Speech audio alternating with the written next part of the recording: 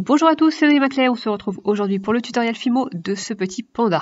On commence par la tête du panda que je vais modeler dans une boule de pâte blanche. Et je vais mettre d'un petit rouleau pour former le nez du panda.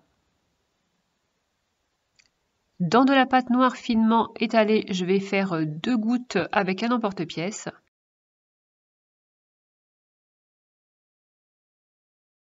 Je viens retravailler au doigt ces gouttes pour qu'elles soient un petit peu plus rondes. Et ensuite, je viens les disposer sur la tête du panda.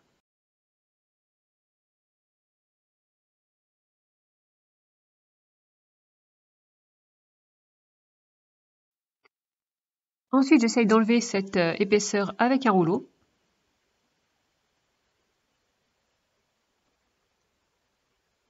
Et puis, je vais venir placer une petite boule légèrement ovale placée à l'horizontale pour le nez.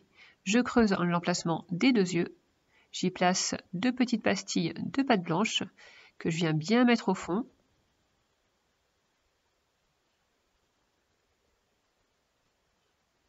Et ensuite, je place 2 petites boules de pâte noire. Je m'attaque maintenant aux oreilles, je viens aplatir 2 petites boules de pâte noire. Et puis, je viens creuser un petit peu un côté pour que ça se modèle bien au visage. Un petit peu de Fimo liquide et je positionne tout ça. Le visage est prêt, je le mets de côté et maintenant je m'attaque au corps. Donc je prends de la pâte blanche et je viens faire une goutte comme ceci. Je peux m'aider d'une vitre. Je viens faire un rond dans de la pâte noire avec un emporte-pièce. Je le remodèle pour qu'il ait la bonne taille et je viens le placer en haut du corps.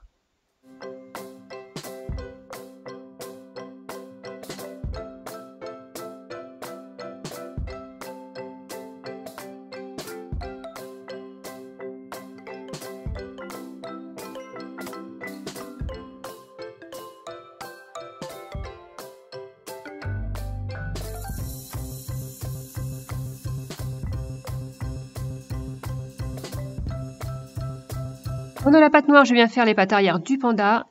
Donc j'en fais des boudins que je viens creuser un petit peu avec un petit rouleau. Je viens faire la cuisse en aplatissant un petit peu et en donnant un côté un peu rond.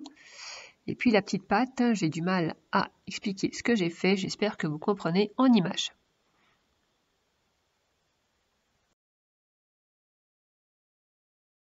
Je viens faire un gris rosé avec du rose, du blanc et du noir. Ça sera pour faire les petits coussinets des pattes.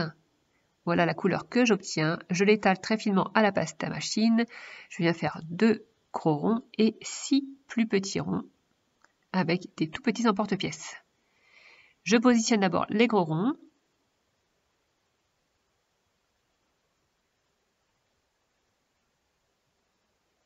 Puis les petits et je creuse au préalable leur emplacement avec un dotting tool.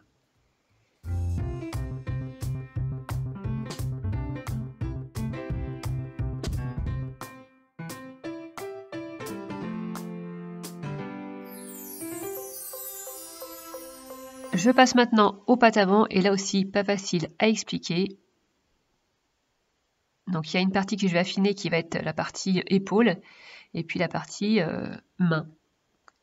Je place un petit coup qui servira à positionner la tête, ensuite les pattes avant.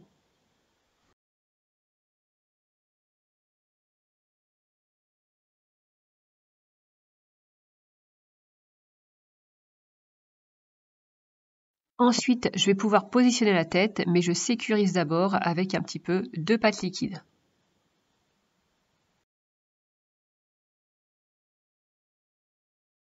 J'ai décidé de lui faire tenir une petite branche de bambou et pour ça j'ai fait un mélange vert, jaune et puis marron pour obtenir ce vert qui tend vers le marron.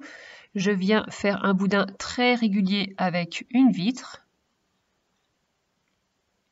Je coupe la taille qui me convient et ensuite je viens rerouler et ça va me permettre d'avoir des extrémités creuses.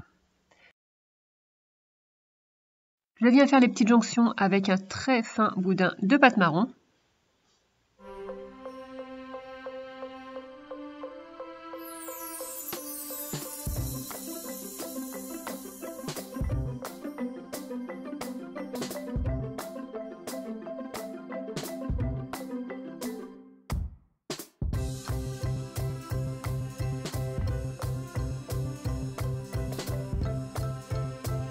Ensuite, dans de la pâte vert tropical, je viens découper des petits morceaux pour en faire des feuilles.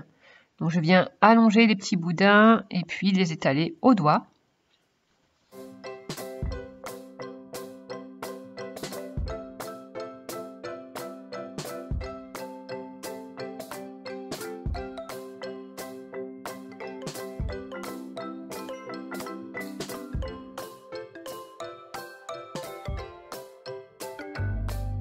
Et je viens les positionner au niveau des jonctions avant de les faire cuire. Alors au départ, j'avais prévu de faire 2 bambous, mais en fait, je vais en faire qu'un parce que ça va être difficile à faire tenir sur mon panda.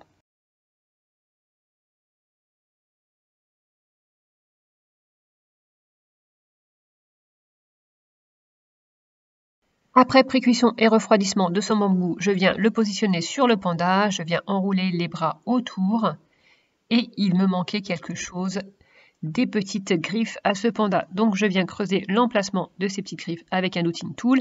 Ensuite, je vais venir mettre un petit peu de pâte Fimo liquide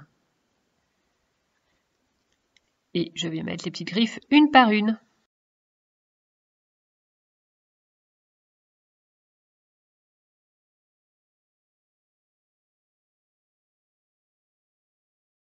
Voilà, il n'y a plus qu'à faire cuire la création pendant 30 minutes. Après refroidissement, j'ai mis une couche de vernis mat.